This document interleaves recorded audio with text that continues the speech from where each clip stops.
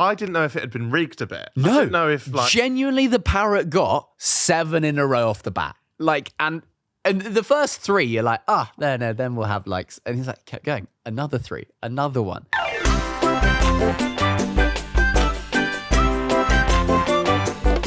What's your personal favourite video you've Yeah, probably hiring a talking parrot to bet for me in Vegas was a lot of fun. So we realized, like you see all of those at the World Cup mainly, they get animals, the mystic octopus or whatever it is. Yeah. And all it is just like picking just like some food in a crate, and then it happens to get it right because they just post both options after the fact. See, he got it right. So I thought, what about like, let's add some stakes to this and actually see whether it can win money. So that was all the idea was. Mm-hmm. Then we thought, okay, how does an animal bet for you? Like, it either points or it can give a command. So then we thought about like a dog barking. Then I think my producer, well, why don't we just use a parrot? So we thought, okay, where's the gambling capital of the world? Vegas. So then we had to find a parrot in Vegas and a casino that would let us do it. So we got in contact with a guy called Joe the Birdman, Good. He's been like working with animals for like 40 years in Vegas, and Joe was great. He probably doesn't watch Happy Hour, so I probably can't say this. Joe was fantastic, but Joe also had some very interesting views on owning exotic animals. Oh. And so like he was grumbling a lot during the day about how Vegas is like cutting down on ownership of like lions and tigers, and like it's absolutely ridiculous. And I was just something, no, it sounds about right actually. No, it's quite a sensible thing to do. Tiger King was called Joe as well. Yeah. But like he was part of like that group in America. Oh wow! Like, I think he like that knows a lot of the people in all of the exotic animal world. Right. And he brought his animal called Pablo, his little parrot. Pablo was great. Like Pablo didn't have a lead or anything. He was just kind of like sat on Joe's arm the whole time. Would he go on your arm? It went on my arm, but we then realized that we needed him. So we got to a casino. We found a casino that would let us do it. It wasn't on the Strip, was it? None of the big ones. None of the big ones said yes. Right. So we went downtown. Would you? So for the big ones, would you go in there and ask them, or would you email them ahead of time? We did a little bit of both. Right. Okay. So we did a bit of emailing, and we realized that it was going to be a no. And then a few of them actually said like, "Oh, on the day, just go and ask the pit boss." Right. So then we did go in and ask the pit boss, and they were like, no. Right. What was their reasoning? Just to have an animal in there? Or? I think they just didn't want... It's easier for them to say no. And especially when they fit here, like we're filming for a YouTube video as well, it's so much easier for them to be like, no, we don't want it to inconvenience other guests. We don't want you to taking up loads of like the bay space. So they were all pretty against it. And then the bloomin' Plaza. Love the Plaza, baby. They were like, yeah, how many tables do you want? Come on in. So we had a little stand for Pablo, and he sat next to me, and he had been taught by Joe to give a command when of either he could nod and say yes, or shake his head and say no. Perfect. That's all you need. Yeah. And he had been trained that whenever I said like the words red or black, that he would give a random command of either yes or no. So I would say to him like 200 on red.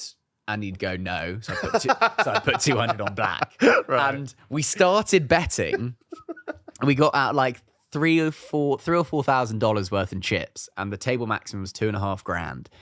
And we started out with like $200 or $300 bets, and Pablo won every single bet. He won 7 in a row. What? He was just going, yeah, red, no.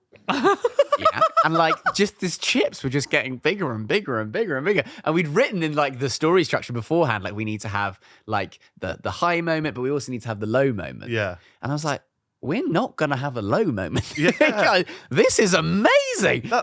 Yeah, because when I watched it, I loved that video. I think that's such a good idea.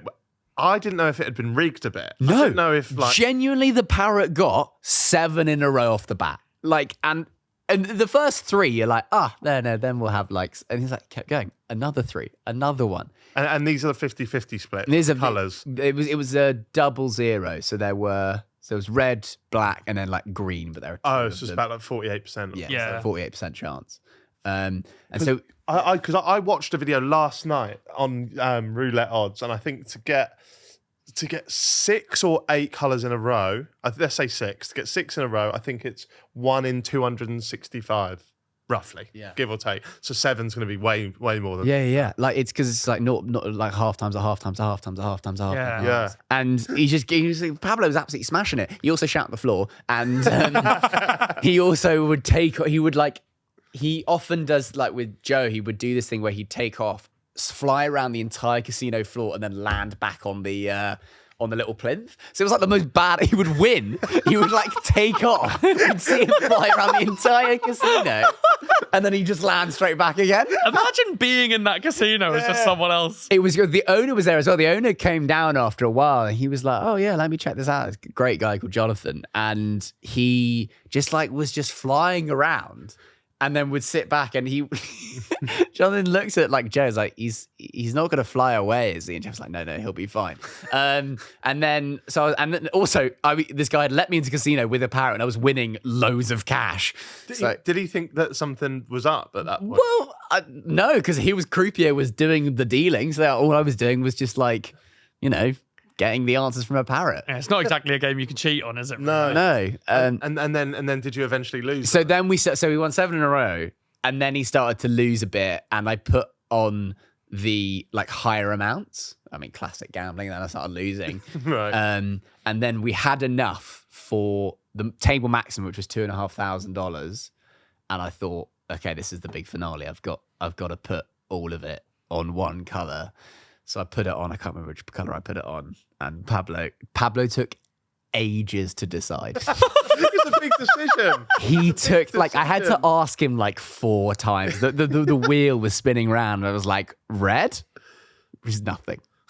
Black, red, yeah, okay, fucking go for it. So we put it on, and it just came in, and I was like, amazing. And then at that moment, I thought we'd made some. I think I'd gone in there with 4,000. I left with 5,000. Right. So we'd made like some good money, but I also thought, oh, this is absolutely perfect for the video as well. The story's been great. And Had it lost, would you have wanted to redo it? I probably would have like had to. Yeah. But then that's what I probably would have had to keep going like a huge bet until So we it just would have worked out won. perfect. Yeah, it just worked out absolutely perfectly. And then we got a limo and went down the strip with Pablo. That's amazing. And he bit me, actually. What? Yeah, he bit me.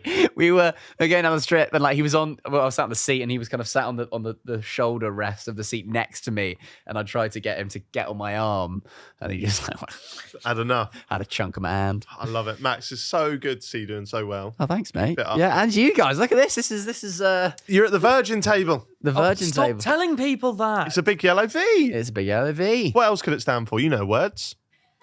Could be an upside down A. There's no bridge.